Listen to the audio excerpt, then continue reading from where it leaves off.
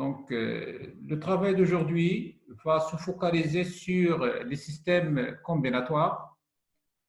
Alors, je vais commencer initialement par les systèmes dits systèmes de numération. Alors, il y a plusieurs systèmes. Donc, un système de numération est égal au nombre de chiffres que comprend celui-ci.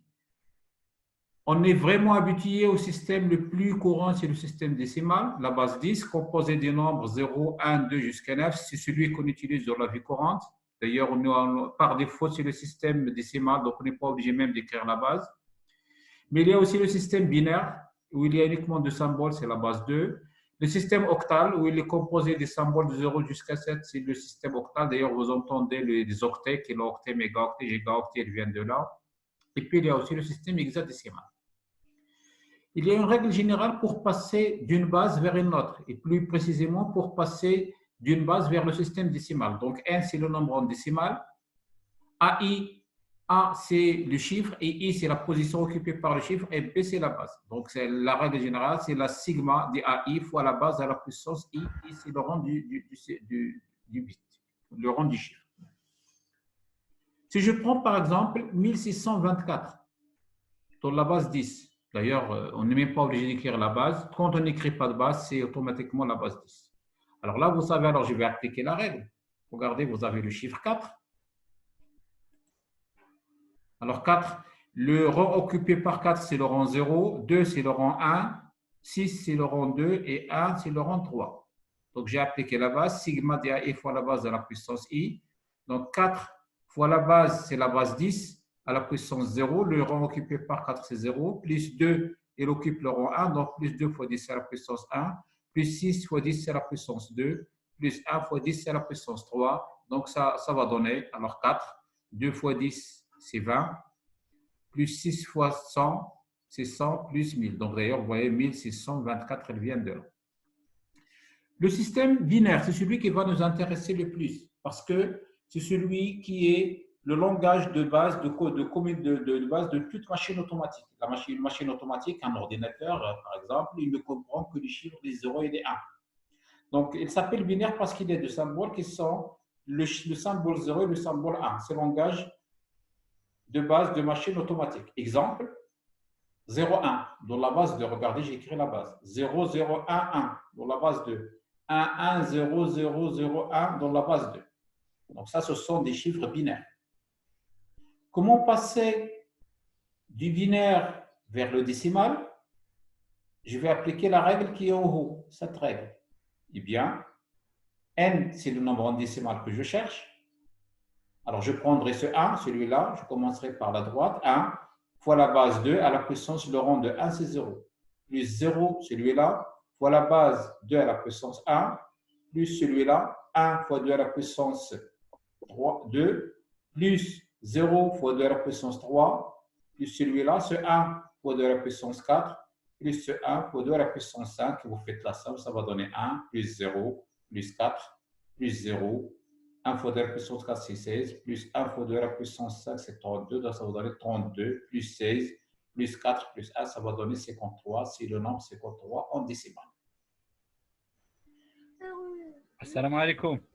السلام ورحمة الله. سي نمير. سيدي عبد الله. الله يعطيك نعمس، كي داير بخير؟ راني حاضر نهضر معاك. مرحبا نعمس، مرحبا مرحبا. الله يعطيكم نعمس، كل شيء اشوف معنا هادشي راه مزيان، اشوف معنا مزيان. الله يعطيك لا لا نشوف معكم، غادي نشوف معكم. كي سبحان دايرين الشباب لاباس عليكم؟ جاوبوا نمير. الشباب. يلاه راه كنشد داك الشيء باش مابغاوش يهضروا. يلاه سي الله يسلمك. الله يعطيك. Alors, conversion d'un nombre décimal en binaire. Alors, pour passer maintenant de décimal vers le binaire, on va faire la méthode appelée méthode de division. Alors, le reste des divisions successives par 2 des quotients représente par définition le chiffre binaire associé. Alors, par exemple, si j'ai le nombre 13, dans la base 10, que je vais convertir en binaire. Alors, regardez comment j'allais faire. Je prends 13, je divise par la base. Alors là, c'est une règle générale. Pour passer de décimal vers n'importe quelle base, je vais diviser par la base. Maintenant, c'est la base 2, je divise par 2, c'est le système binaire. S'il s'agit du système hexadécimal, je diviserai par 16. Si c'est du système octal, je diviserai par 8. Alors, 13 divisé par 2, ça c'est la règle. Donc, c'est 6, il reste 1. 6 divisé par 2, c'est 3, le reste c'est 0. 3 divisé par 2, c'est 1, le reste c'est 1. Et puis 1 divisé par 2, c'est 0, le reste c'est 1. Alors, il y a un micro ouvert, s'il vous plaît, si vous pouvez éteindre vos micros pour que je puisse enregistrer correctement. Alors, et donc, le reste, regardez, tous les restes sont là. Donc, 1, 1, 0, 1. Je l'écris dans ce sens. Donc là, c'est écrit 1, 1, 0, 1 dans la base 2. D'ailleurs, pour vérifier, on peut toujours vérifier. Vous avez maintenant le chiffre que j'ai trouvé en décimale. J'ai le droit de faire cette règle-là pour voir si je trouverai exactement le chiffre 13. Alors, par exemple, si je prends le chiffre 5, alors 5 par exemple, j'ai un exemple très simple. Maintenant, si vous avez uniquement le nombre 5, alors que je vais écrire en décimale, 5 divisé par 2, c'est 2, le reste c'est 1. 1 divisé par 2, c'est 1. Pardon, oui, 2 divisé par 2, c'est 1. Le reste, c'est 0. 1 divisé par 2, 1 divisé par 2, c'est impossible, c'est 0. Et le reste, c'est 1. Regardez donc, le nombre que j'ai finalement, il est là. Alors là, j'ai lâché ce 1. Là, vous avez 0. Et là, vous avez 1. Je vais l'écrire dans ce sens. Donc, l'équivalent de 5, c'est 1, 0, 1. Dans la base 2. Regardez donc, je peux vérifier. Alors, 5, c'est 1 fois de la puissance 0, c'est 1. Plus 0 fois de la puissance 1, c'est 0. Plus 1 fois de la puissance 2, c'est 4. Donc, 5, c'est 1 plus 4, ça va donner 5. C'est donc comment passer du décimal vers le binaire ou bien du binaire vers le décimal. L'addition en binaire. Alors, pour faire la somme en binaire, elle est basée sur 3 règles. La première règle, c'est 0 plus 0, c'est 0. 0 plus 1, c'est 1. Mais 1 plus 1, je ne vais pas dire 10, mais je dirais 1, 0. Parce que 10, c'est en décimale. Donc, c'est 1, 0 dans la base 2. Si je prends par exemple la somme 1, 0, 1 plus 1, 1. Donc là, regardez, 1 plus 1, c'est 0, je retiens 1. 1 plus 0, c'est 1 plus 1, c'est 0, je retiens 1. 1 plus 1, c'est 1, 0. Donc, ça va donner 1, 0, 0. Alors, regardez, dans une machine automatique, une calculatrice par exemple, quand vous demandez, vous tapez 5 plus 3, regardez, parce que la 1, 0, 1, c'est 5. 1, 1, c'est 3. Et puis, il va faire la somme. 5 plus 3, c'est 8. Donc, ce que fait la machine réellement, comme il ne comprend que le système binaire, il va écrire 5 en binaire, 1, 0, 1. Il va écrire 5, 3 en binaire, c'est 1, 1. Il va faire la somme en binaire, ça va donner 1, 0, 0, 0. Et ensuite, il va convertir du binaire vers le décimal pour vous afficher le chiffre 8. Alors là, j'essaie juste de vous inculquer que toute machine automatique ne comprend que le système binaire, les 0 et les 1. Alors, dans notre système de numération, le système hexadécimal. Hexadécimal, c'est la base 16. Il est composé de 16 symboles qui sont 0, 1, 2, 3, 4, 5, 6, 7, 8, 9. Mais à partir de 9, vous avez des lettres A, B, C, D, E et F. Exemple, 1, 1, 2A, c'est un nombre en hexadécimal. 3A, C5, c'est un nombre en hexadécimal. Alors maintenant, comment passer de décimal en hexadécimal et inversement? C'est toujours la même règle, c'est le même comportement qu'on avait fait dans le cadre du binaire. Eh bien, quelques correspondances entre les symboles hexadécimales en décimal. A, exactement, le chiffre A, c'est 10. B, c'est 11. C, c'est 12. D, c'est 13. E, c'est 14. Et F, c'est 15. Alors, par exemple, j'ai B3C6 en hexadécimal que j'allais écrire en décimale. Eh bien, j'appliquerai la même règle que dans la page 1. C'est toujours cette règle-là. Elle est là. La règle, elle est là. Eh bien, maintenant, cette fois-ci, la base 6, je vais appliquer la base 16 à la puissance 0, 16 à la puissance 1, ainsi de suite. Eh bien, regardez, le chiffre B3, c'est 6 en décimale. Alors, N, 6 fois la base 16 à la puissance 0, plus C qui est 12, l'équivalent de C, c'est 12, fois 16 à la puissance 1, 3 fois 16 à la puissance 2, et puis B, c'est 11, il est là, B, c'est 11, fois 16 à la puissance 3. Et moi, vous faites ça, vous trouverez 46 022 dans la base 10. Si maintenant j'ai à faire l'inverse, je vais diviser. Par exemple, j'ai 3754 dans la base 10 que j'allais écrire en hexadécimal. Regardez, je ferai la même règle. C'est le même comportement qu'ici, quand on a passé du décimal vers le binaire. Maintenant, il s'agit de passer de décimal vers l'hexadécimal. Je vais diviser par 16.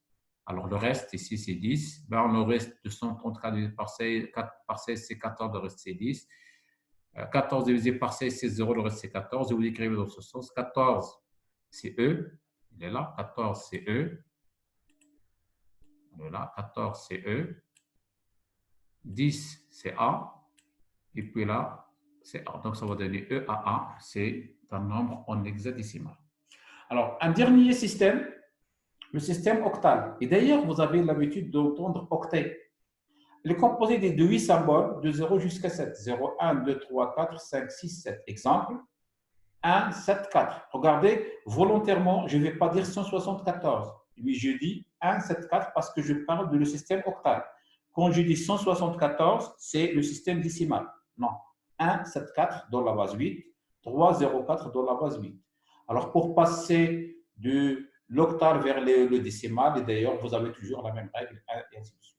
Et d'ailleurs, un ensemble de 8 bits s'appelle un octet. Et vous entendez kilo-octet, méga-octet, giga-octet. Pour des problèmes d'adressage de la mémoire, quand vous avez un chiffre qui est plus grand, on ne peut pas écrire beaucoup de bits. Chaque groupe de 8 bits, je le compose comme étant un seul octet. Ça me permettrait d'écrire en octet. Alors là, c'est juste une première introduction sur les systèmes de numération. Ceci, ça m'étonne que c'était juste une introduction, ça ne serait jamais une question du concours.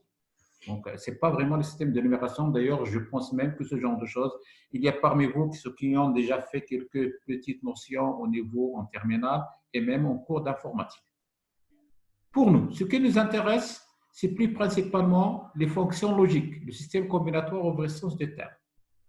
Eh bien, un élément logique ne peut avoir deux états, soit vrai ou faux. Il n'y a pas d'intermédiaire. Soit que c'est vrai, soit c'est faux. Soit que vous êtes présent, soit que vous êtes absent. Tout ou rien. Soit il y a tout, soit il n'y a rien. Que l'on résume par convention, par le code numérique, 0 c'est faux et 1 c'est vrai. Quand c'est faux, c'est 0, quand c'est vrai, c'est 1. Et donc, une fonction ne peut prendre que, par exemple, un bouton, soit que le bouton est appuyé, c'est 1, soit qu'il n'est pas appuyé, c'est 0. Soit que lampe est allumée, c'est 1, soit qu'elle est éteinte, c'est 0. Si c'est d'un moteur électrique, par exemple, soit qu'elle marche, il tourne, c'est 1, soit qu'elle est à l'arrêt, c'est 0. Il n'y a pas autre solution. C'est la logique, c'est soit 0, soit 1. Enseigner le résultat d'une opération logique effectuée par des opérateurs logiques. Alors, opérateur logique permet d'effectuer des opérations logiques sur des variables logiques appliquant les règles de l'algèbre de Boole. Alors, l'algèbre de Boole, il y a aussi une notion, ce sont des notions de maths. C'est un mathématicien anglais né en 1815 et décédé en 1874. Les fonctions logiques sont représentées par des symboles logiques, par des équations logiques. Alors, quelques opérateurs logiques à connaître. Je vais commencer par la fonction oui. La fonction égalité. Je vais faire un schéma logique à contact, appelé aussi schéma électrique. Et là, il y a une entrée, il y a une sortie. Alors, par convention, alors, comme si vous avez un schéma électrique, où vous avez A, c'est un bouton. Regardez, quand je vous dessine A comme ça veut dire que ça, c'est A. Et là, vous avez la lampe L. Alors, et la table de vérité, c'est voir quelles sont les possibilités logiques, les possibilités que peut avoir une fonction. Alors, une fonction logique, alors là, voilà, je vais juste effacer volontairement. Alors, A, c'est l'entrée et L, c'est la sortie, c'est la lampe. Alors, regardez, quand A égale à 0, ça veut dire que le contact est ouvert. Est-ce que la lampe sera allumée? Non. Et donc, L, la lampe ne s'allume pas. Donc, L égale à 0. La sortie égale à 0. Alors, quand vous appuyez sur le bouton, le courant électrique doit passer vers la lampe et la lampe doit s'allumer. Et donc, regardez, quand A égale à 1, ça veut dire que le courant passe, la lampe va s'allumer et donc L égale à 1. Alors, quand je chercherai l'équation, regardez, c'est A égale à 0, L égale à 0. C'est A égale à 1, L égale à 1. La table de vérité, c'est mettre toutes les possibilités que vous pouvez avoir dans votre système. Il se trouve que l'équation, que la valeur de L, de la sortie, L égale à la valeur de l'entrée A. Et donc, on va écrire une équation logique appelée L égale à A. Maintenant, à la lumière de ce qui a été fait en mécanique, quand on vous dit que tout système, on peut le paramétrer par un schéma cinématique qui va paramétrer le fonctionnement, et donc c'est un langage de communication technique, même chose ici. Le langage de communication technique serait par des symboles logiques qu'on va mettre plus tard dans un logigramme. Eh bien, un symbole, il y a encore des symboles à retenir de ce genre, qu'on vous trouverez là. Un symbole, vous écrire à l'intérieur de cette boîte, et donc on va dire que L égale à A. C'est la fonction oui. L'inverse. L'inverse, c'est la fonction non. À la fonction non, c'est l'inverse. Cette fois-ci, regardez le contact. C'est A bar. C'est l'inverse de A. Le contact, initialement, il est fermé. C'est A bar. Alors, par convention, c'est une convention, quand vous dites A, vous dessinez comme ça, le symbole, le bouton, il est ouvert. Et quand il s'agit de A bar, son complément, son inverse, on va dessiner comme ici. Alors ici, quand est-ce que la lampe s'allume? Tout à fait logique. Quand le courant passe. Et le courant il passe quand A bar égale à 1. Ça veut dire tout simplement que A égale à 0. Quand A égale à 0, A bar égale à 1, donc L égale à 1. La lampe s'allume. Donc ce qui nous intéresse, c'est initialement le bouton A. Mais A bar, c'est juste l'inverse de A. Quand A égale à 1, ça veut dire quoi? Que A égale à 1, ça veut dire que A bar égale à 0. Si A bar égale à 0, ce contact il est ouvert. Il n'y a plus de passage du courant et la lampe doit s'éteindre. Et constatez donc que A, c'est l'inverse de L. Donc, on va écrire comme équation L égale à A bar. C'est l'inverse de A. L égale à A bar. Alors, comme symbole logique, alors on va mettre juste, c'est exactement le même que précédemment, avec un petit rang qu'on va mettre à l'extrémité. Eh bien, quand vous faites rentrer A, vous allez faire sortir son complément, son inverse, c'est A bar. Ça, c'est ce qu'on appellerait la norme française. Il y a juste deux grandes normes. La norme française, c'est celle qui va nous intéresser le plus. Mais il y a aussi une norme américaine qui dessine sous symbole, sous cette forme. Eh bien, norme française, norme américaine. La fonction suivante, c'est la fonction A. A, quand vous dites A, il y a au moins deux choses. A et B, donc au moins deux. Je vais mettre deux variables qui sont A et B. Alors, vous savez qu'avec A et B, toutes les possibilités sont A égale à 0 et B égale à 0. On va étudier tous les cas possibles. A égale à 0 et B égale à 1. C'est A égale à 1 et B égale à 0. Et A égale à 1 et B égale à 1. Donc, on a en fait quatre possibilités. On verra que de manière générale, que le nombre de combinaisons possibles, c'est 2 à la puissance n. Avec n, c'est le nombre de variables d'entrée. Comme ici, j'ai deux variables d'entrée qui sont A et B, 2. Donc, 2 à la puissance 2, c'est 4. Donc, j'ai 4 combinaisons possibles. Comment écrire les 4 combinaisons? L'ordre n'est pas forcément obligatoire dans une table de vérité. Toutefois, pour ne pas sauter de possibilités, pour ne pas oublier de possibilités, eh bien, on pourrait par exemple écrire dans un ordre logique. Regardez, 0, 1, 10, 11. C'est juste une façon. Ça, c'est l'équivalent de 0 en décimale. Ça, c'est l'équivalent de 1. Ça, c'est l'équivalent de 2. Et là, c'est l'équivalent de 3 en décimale. Mais regardez, 0, 0, 0, 1, 10, 11. Et c'est très simple. 0, 1, 10, 11. Vous mettez des 0 à gauche. Alors, dans le Schéma logique à contact, appelé aussi schéma électrique, regardez, c'est un montage en série. Vous comprenez tous que la lampe ne peut s'allumer que si que quand il y a passage du courant, et le courant ne passera que si vous avez A et B sont tous les deux simultanément actionnés. Si A et B sont tous les deux égaux à 0, regardez, le courant ne passe pas, la lampe s'éteint. C'est la deuxième combinaison, celle-ci. C'est A égale à 1, c'est A égale à 0 et B égale à 1, même s'il y a passage de courant ici, B égale à 1, regardez, la lampe ne peut pas s'allumer. Même chose pour la troisième. Par contre, pour la quatrième combinaison, quand A égale à 1, ça veut dire que la lampe, que le passage du courant ici, et aussi B égale à 1, la lampe s'allume. Donc là, regardez.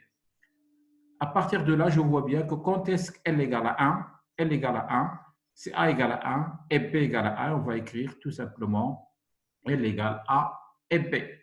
Lire A et B. Regardez, volontairement, je vais essayer le maximum possible de ne pas dire A fois B. Quand vous dites A fois B, c'est l'arithmétique, ce n'est plus la logique. Ce n'est pas ça c'est l'arithmétique. Donc, pardon, c'est la logique A et B. On va lire A et B. Comment le symboliser? Le symbole logique, A, vous avez deux entrées, A et B. Alors, on va dessiner un symbole de ce genre. D'ailleurs, vous trouverez même sur certains claviers d'ordinateur, ce symbole-là, ça signifie L égale A et B. Ça, c'est la norme française. Alors, en norme américaine, on peut dessiner comme ça. A, B, vous dessinez sur cette forme L égale A et B. Alors, l'opérateur suivant, alors, je vais juste passer. C'est l'opérateur ou. Ou. L'un ou l'autre. Symbolisation par schéma logique à contact, c'est un montage en parallèle. Vous avez au moins deux entrées, il peut y avoir plus. Si vous avez deux entrées A et B, logiquement, avec la table de vérité qu'on avait citée tout à l'heure, vous avez toujours quatre combinaisons qui sont A égale à 0 et B égale à 0, A égale à 0, B égale à 1, A égale à 1, B égale à 0, A égale à 1 et B égale à 1. Alors, les possibilités, regardez bien quand est-ce que la lampe doit s'allumer. Tout à fait logique. Si vous avez passage de courant, soit par le haut, c'est-à-dire c'est A égale à 1, c'est A égale à 0, B égale à 0, comme c'est dessiné ici, la lampe ne s'allume pas. Quand A égale à 0 et B égale à 1, quand A égale à 0 et B égale à 1, B égale à 1, elle est là. Alors, regardez bien, la lampe doit s'allumer. Donc, L égale à 1. Si A égale à 1 et B égale à 0, la lampe, même chose, elle va s'allumer. Si tous les deux sont tous les deux égales à 1, elle va s'allumer. Alors, quand est-ce que la lampe s'allume? C'est soit vous avez A, soit vous avez B, soit vous avez les deux. On va écrire que l'équation logique, c'est que L égale A ou B. Mais chez plus B, parce que plus, quand vous dites A plus B, c'est les maths, c'est l'arithmétique, mais maintenant, dans la logique des choses, on va mettre L égale A ou B. Alors, représentation logique, symbole logique, 1, B, vous avez à l'intérieur d'un rectangle, vous mettez ce symbole-là, supérieur égal à 1, c'est juste un symbole, L égale A ou B. D'ailleurs, il y a même en TP des logiciels qui utilisent ce genre de choses. Si on a l'occasion, avec la PCSI, on fera des TP nécessaires, on a le logiciel sans aucun problème. Sinon, même sur des maquettes, on peut aussi, donc il y a des logiciels, mais il y a aussi même sur des maquettes, vous trouvez des symboles de ce genre et vous comprenez tout simplement qu'il s'agit d'un opérateur. Donc on va dire L égale A ou B. Ça, c'est la norme française. Et là, vous avez la norme américaine. Vous dessinez ce symbole, ça veut dire L égale A ou B. Alors, premier exercice. Alors, voici, donc il y a d'autres opérateurs, je vais vous les faire découvrir plus tard, mais pour le concours ou bien dans votre programme, c'est bien noté que vous avez à retenir 4 opérateurs. Opérateur oui, opérateur non, opérateur et l'opérateur ou. Il y en a d'autres, mais vous n'êtes pas forcément obligé de les connaître. D'ailleurs, on en reparlera dans la page 9 de tous les autres. Alors, un exercice d'application.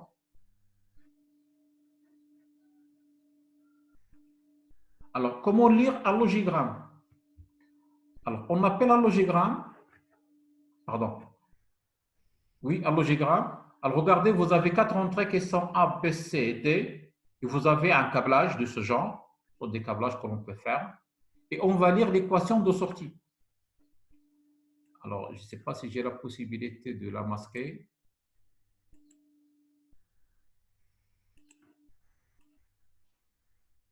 Bon, juste pour ne pas vous montrer directement la solution.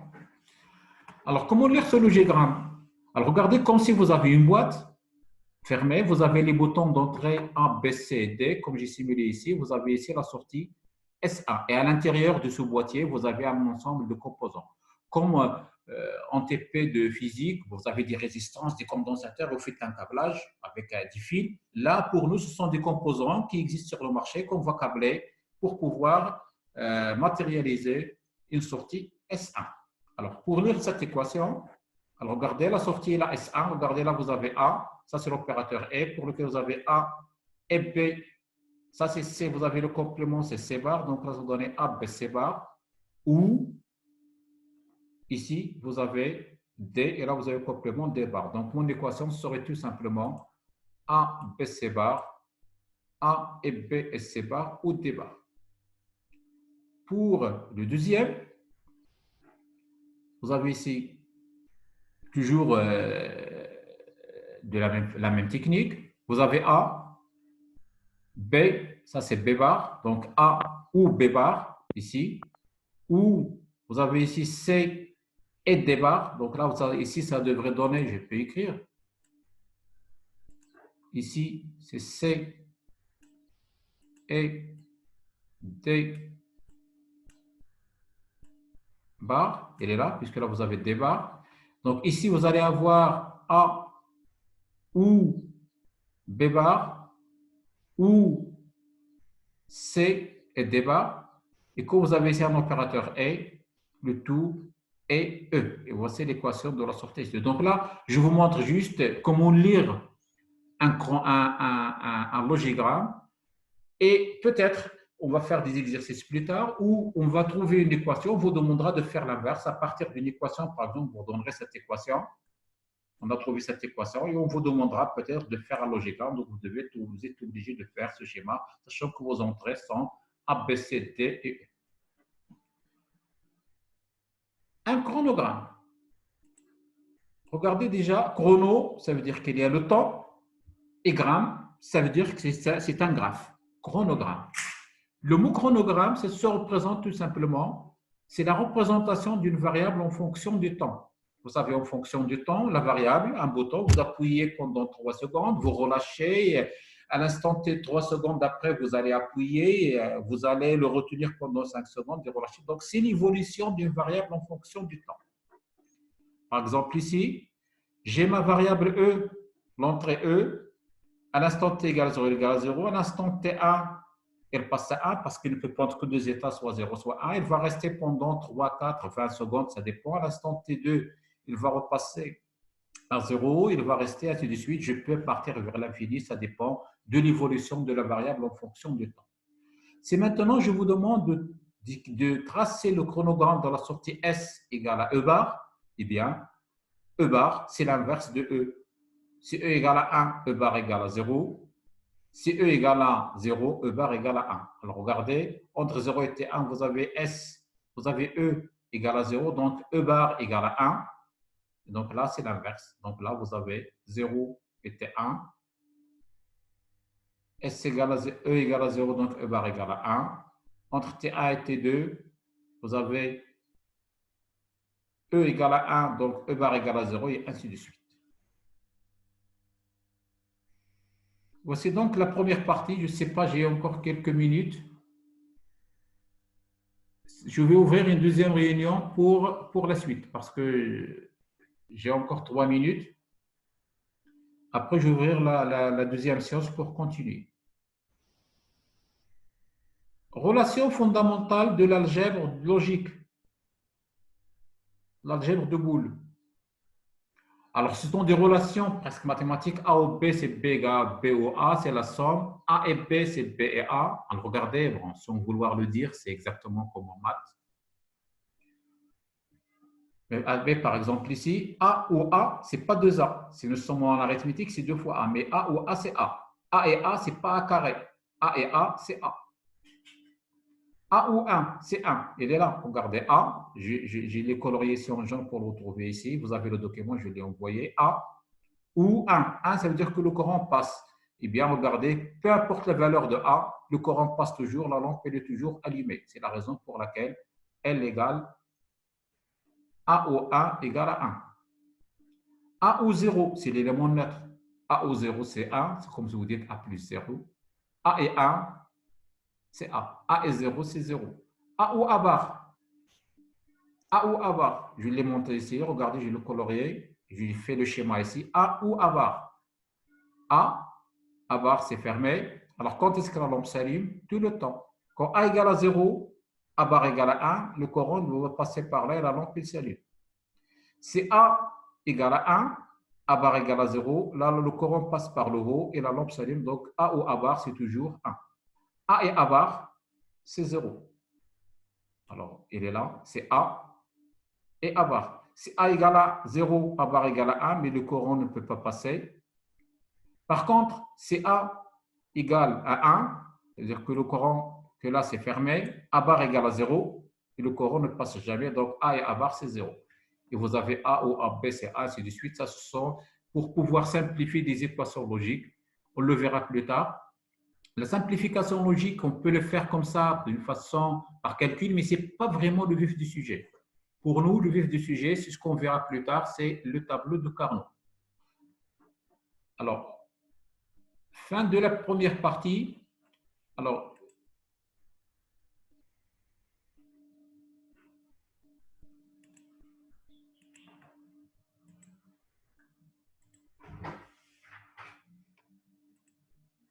je vais ouvrir une deuxième réunion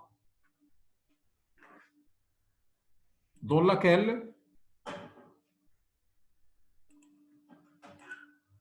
je vais ouvrir une deuxième réunion pour pouvoir continuer.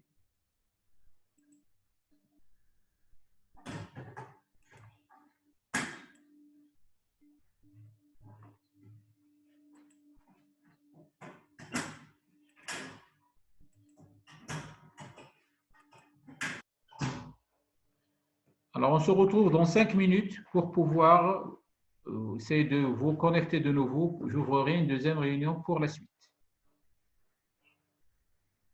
J'ai encore 1 minute. Si vous avez des questions, allez-y.